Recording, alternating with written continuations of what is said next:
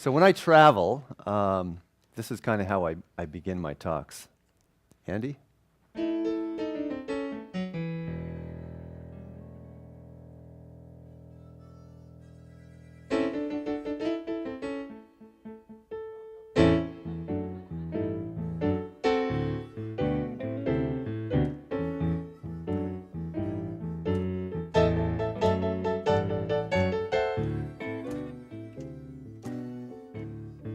Oh, play the blues, son.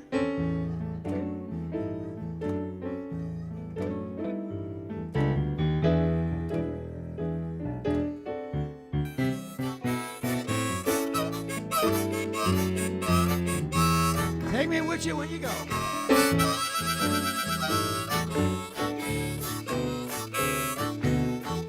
Come here now.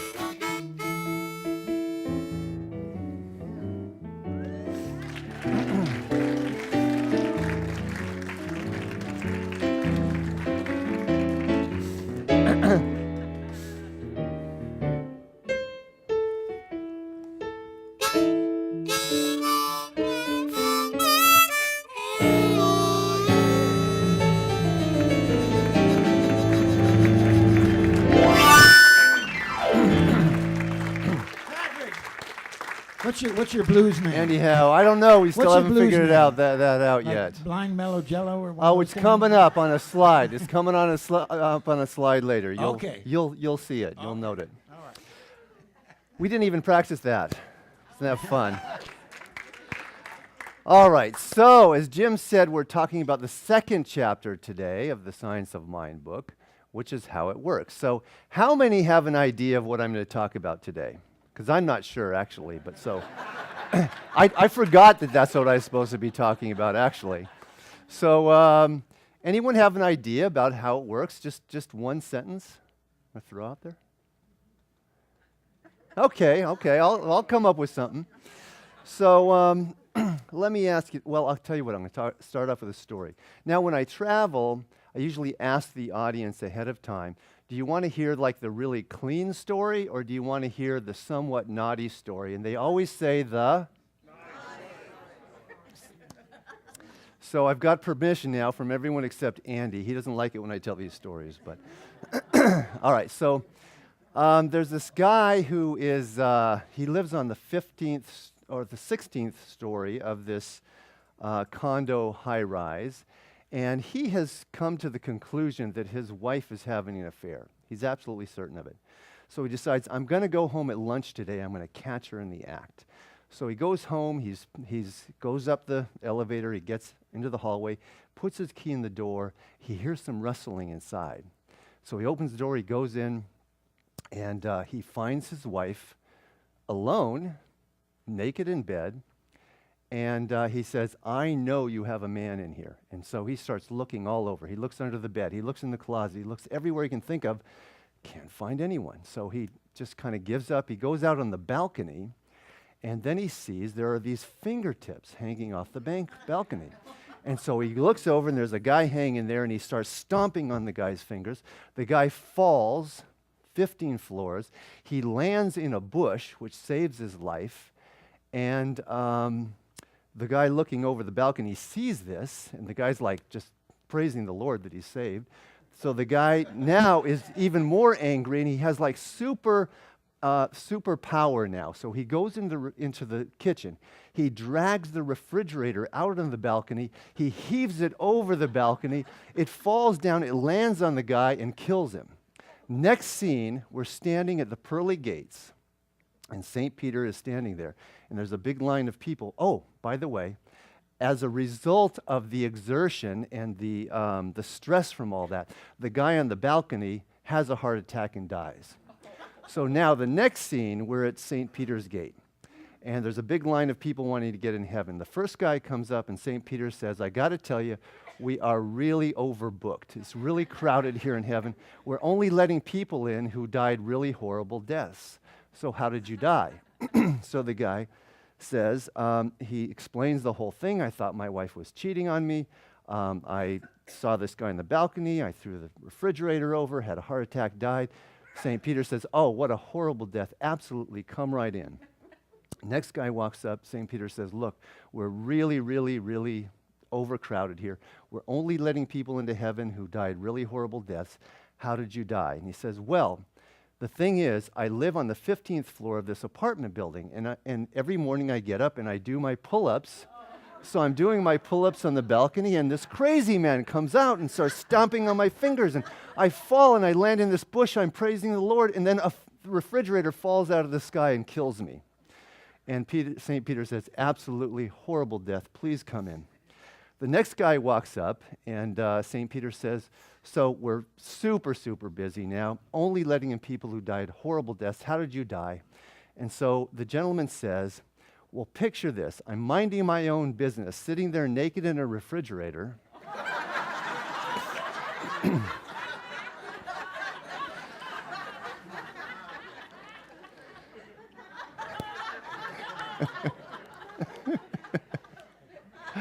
I told you he wouldn't approve. So, Your blues name is Shecky. this so this actually has some relevance to what I'm going to talk about today. Believe it or not, but I'm not going to tell you what it is. So just raise your hand later at the program when you get, all right, how this relates to what I'm talking about. Okay. So I'm going to ask one more test question here. What is the most famous metaphor that Ernest Holmes talks about for how it works, how the process of manifestation works? Anyone know that? Yes, John. Seed, the soil, and the plant. Very, very good. So very simply, see, I can actually explain the whole chapter in about 5 or 10 seconds here with this metaphor. And it's brilliant, absolutely brilliant. So conscious mind plants a seed into the soil, which is subconscious mind. And out of that process of this seed, this intention from thought, from conscious mind being planted into this receptive soil, a plant is born. And the plant is the form of our thought that then actually shows up in the world of form. So it's really as simple as that. And I have a quote here from Dr. Holmes.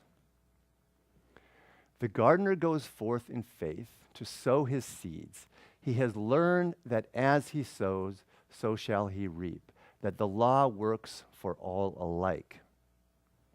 And so this is an important point about it, though, is that, you know, when we do spiritual mind treatment, we often plant a seed. And Reverend Maggie was talking about this last week, and sometimes she says, I watched your YouTube. And, you know, she was saying that sometimes we plant the seed, and then what do? We don't necessarily have the faith that the gardener does that it is going to actually come about, right? We may doubt it. We may actually pull the plants out even, right? And so here's another interesting part about this now. He continues, we must accustom ourselves to the concept of the impersonalness of the law, the availability of the law, and the mechanical accuracy of the law. If we can conceive only a little good, that is as much as we can experience, which means if we can obviously conceive of a lot of good, that is what we must experience as well. So he talks quite a bit about the mechanical element of the law. And I wanted to talk about that, and I want to kind of give a different perspective than the mechanical aspect of the law. I understand why he calls it mechanical, because it works all the time, and that's an important point, all right? And yet, well, I got this when I was teaching foundations for the first time recently in the class, and it occurred to me that the other part of the law, we call the law, and I've never even really liked the name the law, because I think there's something, there's a deeper understanding about it that if we just call it the law that we miss. Now it's also called, soul, it's called the creative medium, it's called subjective mind. Dr. Holmes points out that it is the feminine aspect of the Trinity. Okay, so we have first cause, we have conscious mind, which is the father aspect of the Trinity. The mother aspect is this subjective, this receptive quality. And then the son aspect, or the child aspect of the Trinity, is the form. And so it occurred to me that if the law, or the subjective mind, is this feminine principle, the mother principle, then how does creativity happen in human form, right? If the female takes the seed into her body and nurtures it until it becomes a form, until it becomes human, until this miraculous birth occurs. And so it occurred to me, what if we think about spiritual mind treatment or setting our intention in that way? And it gives me a great and profound sense to have this feeling of that my intentions are being taken and received by this nurturing feminine energy. And they're nurtured for as long as it takes to then become form. So how different is this than thinking about setting our intention, or we do a spiritual mind treatment? Sometimes I like to call it like we do what I call a one-eyed open spiritual mind treatment, okay? Where let's say I'm treating for prosperity. I'm speaking the words, and I absolutely know that I am the abundance of the universe, and I'm perfect, whole, and complete. And there is an unlimited supply, and yet one eye is kind of fluttering, looking at my checking book balance to see if it's changed, right? So, because and how often do we come out of a spiritual mind treatment and look around and say, did it work or not? Has anything changed? See, I think we're missing out on here is we're really good at planting the seed, but there's a gestation period that always occurs. So if we think of it again in the same metaphor of what happens when a child is gestating in the womb of a mother, and I was actually, I don't have any biological children. I've raised a couple sets of stepchildren. So I've never been in a delivery room until last June, right before we started the Foundations course, which of course was my higher self creating this whole experience so that I could get this understanding and then stand up here and share it with you. But I was asked by a friend to be a spiritual presence in the delivery room, and so I was there with her husband and her father, and believe it or not, when it got really heated and heavy, the doctor asked me to hold her leg to steady. I am holding the leg of this woman, this friend of mine, as she's giving birth, because she was like pushing away from the doctor. He said, "Hold her leg," and so I'm holding her leg, and I have a front row seat for this experience. And there was the strangest doctor too. I don't know why he was created in this thing, but he was actually really negative about the whole thing. He was saying, "You're doing it all wrong." And after the birth happens, he says, "Oh, this is horrible. It's not supposed to be this messy." And I looked at him, I said, "Are you crazy? This is beautiful. It's perfect." It was an absolute miracle. And so where was I going with that? So here's the thing. During the pregnancy, think about a pregnancy, right? And all the things that happen, all the beautiful things that happen. You know, there's that, how many women have given birth? How many women have had this experience? You know what I'm talking about, right? So, you know, there's I can only imagine what it feels like to have that life growing inside of you and to feel the kicking, that first kick, right? And then, but even if you're a witness to this, to be the husband or a supporter or a family member who then puts your hand on the stomach and feels the kick, or puts your head against the stomach to feel the movement of this life, or the sonogram that shows you that first picture, right? What an unbelievable experience that is. What if we treated our treatments like this? What if we, after we set the intention, we not only have a faith that it's going to take root and sprout, but what if we are anticipating it with that same excitement, that same sense of wonder as this new life coming into the world? Because it's the same thing, isn't it? Right? So, and by the way, I acknowledge that there's a lot of pain and discomfort that goes on.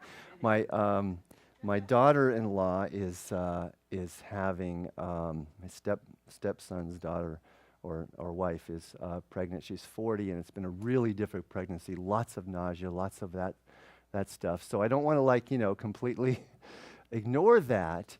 And yet, when our manifestations are coming into being, there's some discomfort and some pain too, isn't there? Because what ultimately we must do is for that manifestation to occur, we must give up our sense of our previously limited view, right, of what's possible. And especially the most important things that we want to manifest are the ones that there's the greatest pain about letting go of that prior understanding of what's possible and of who we are. You get that?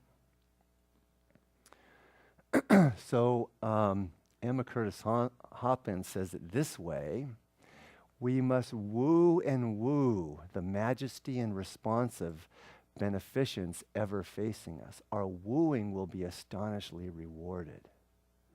So that's a little different than the mechanistic description of it, right? Actually sounds quite seductive, doesn't it? Never really thought of Emma as being quite that seductive. But she is kind of hot in her 18th century kind of way, don't you think? So, and here's an interesting thing about Emma is she believed, she was, I don't know this for sure, but I suspect she was the first one to talk about the Holy Trinity or bring that previously, Christian concept into New Thought. And she talked about it. In fact, she said there are three basic ages. This was her belief. And the first age was a patriarchal age. And the second age came with Jesus Christ and was the son or the child or a deeper understanding. And the third age, which we're moving into now, is the age of the feminine, which is interesting because that coincides with the New Age spirituality about the rebirth of the feminine. And there's many, many different, throughout history, different cultures who believe that we're moving into this new age of enlightenment, of spirituality, of embracing more feminine qualities. And by the way, Emma said that in this new age, women will be in charge. Thought you'd like that. Since we're in a predominantly female audience here, I thought that would be nice to pander to you in that way. All right, and then Ernest says something similar. The teachings of the mystics has been that there should be a conscious courting of the divine presence. A conscious courting of the divine presence. So here's the thing. No one's raised their hand yet, but how it works is all about sex. Because God is sex. And I have it on authority because that's what it says in The Magic of the Soul. This is how I write about it in The Magic of the Soul. God is the creative principle in his purest form. The drawing together of two individuals out of love or even erotic desire is God's creativity at work. Imagine the power of the purest form of spiritual force, perfectly blended with the most vibrant of physical energy. Blending these two is the magical purpose of being human. Blending these two forces together. That's why we're here, not to be either spiritual or physical. And we tend to separate the two, but to be both, to embrace both, to bring them together. We are the the bridge between Father Sky and Mother Earth. We are what brings these together into human form, into this physical form. I was debating whether I'd go even further on what I say in the book, but I'm going to. Pushing the envelope today. So I realize that this may be a challenging idea for many. Even those who find it acceptable and healthy as an idea might find it hard to accept emotionally. Our culture has a long-standing belief system about sexuality being, at minimum, non-spiritual and the extreme evil. How do we make our sexuality spiritual and our spirituality more vibrant?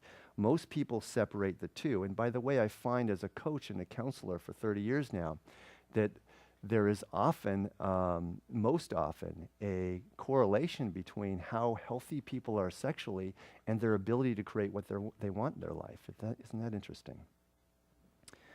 What is done in the bedroom is normally far removed from anything spiritual, and to speak of spirituality and sexuality in the same breath is blasphemy. When you think about it, isn't such a division ludicrous? Sexuality is what creates new life. When we are involved in intercourse, we are closer to God than in any other time because we are engaged in an act that could potentially bring a new being into life. What could be more sacred? In addition, the moments leading up to and through orgasm are when we are most able to lose our self-identity and merge with another being and ourselves and perhaps all beings in all life. When I experience orgasm, an expression of deep love, I am no longer me. I become life itself, completely divorced from my mind and alive with sensory experience in the here and now. I lose all sense of self in that moment. The description of the psychological experience of orgasm, not the physical, of course, could be easily transposed as an account of mystical experience. Yeah? They're the same thing. Can I get an amen? How about an hallelujah?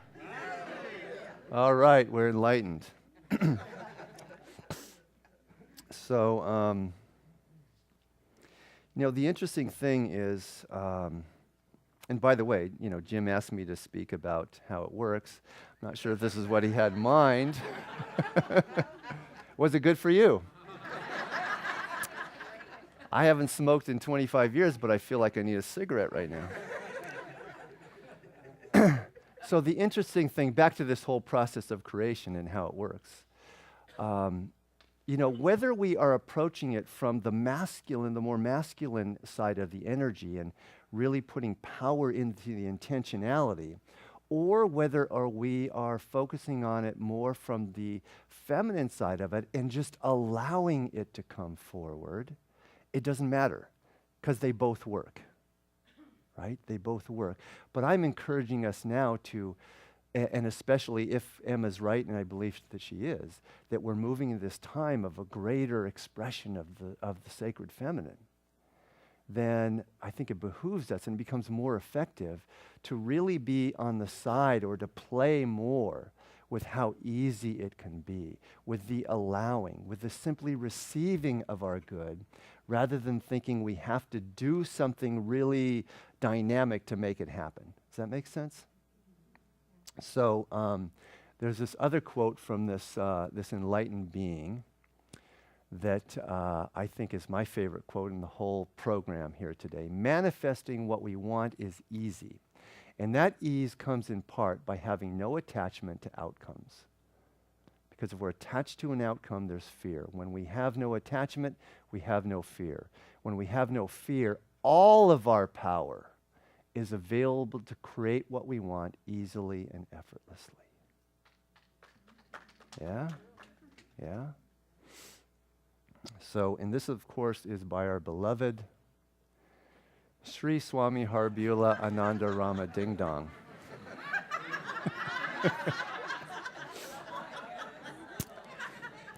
That's some of you from the Wednesday night live service know this character, and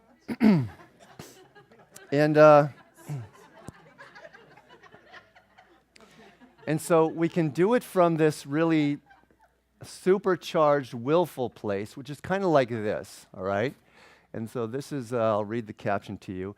You got to look at at that house of brick and say, if I huff enough and I puff enough or hard enough, then by golly, I can blow it down. Motivational speaking at the Big Bad Wolf Convention.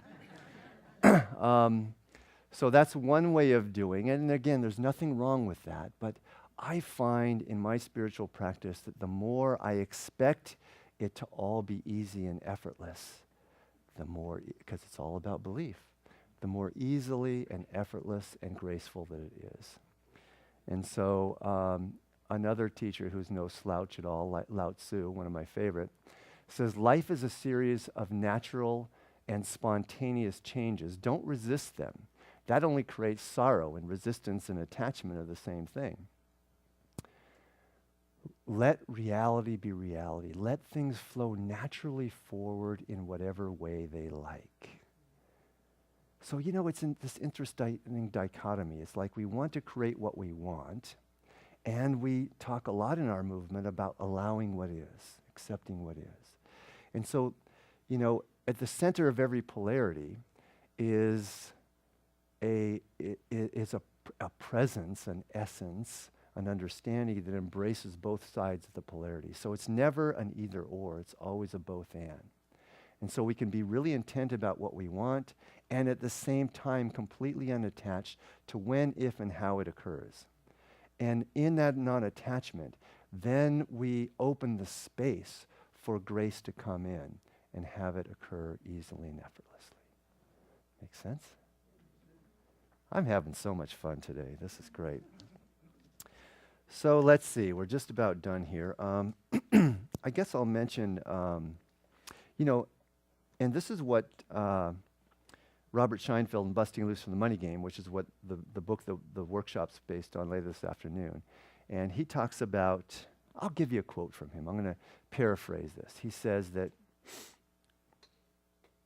who we are is an infinite, who you are is an infinite, unlimited, omnipotent being, that no understanding of power that you have ever heard of before comes close to the power that's available to you at this very moment in time.